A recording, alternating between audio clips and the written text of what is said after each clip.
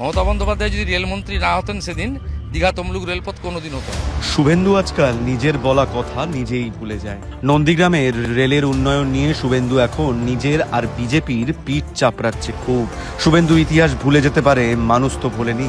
এই দেখুন, ব্যাপক উন্নয়ন হয়েছে। শুধু রেলে যদি আপনি এই বলি, সেটা হচ্ছে দীঘা তমলুক রেলপথ মমতা বন্দ্যোপাধ্যায়ের হাত ধরেই হয়েছে 99 সালে, এটা সবাই জানে। মমতা বন্দ্যোপাধ্যায় যদি রেলমন্ত্রী না হতেন সেদিন দীঘা তমলুক রেলপথ কোনোদিন হতো না। এক নম্বর, তমলুকের রাজগোদা থেকে হলদিয়া ডবল রেল লাইন আমাদের সময় হচ্ছে। নন্দীগ্রামে তো রেলওয়ে প্রজেক্ট 80% কমপ্লিট হয়ে গেছে, 630 জন ছেলে চাকরি পেয়েছে।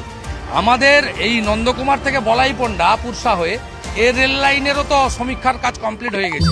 ইহ বাবা, ক্রেডিট চোরের মুখোশ যে খুলে গেল। দিদি দিয়েছে রেল, শুভেন্দুর খতম খেল।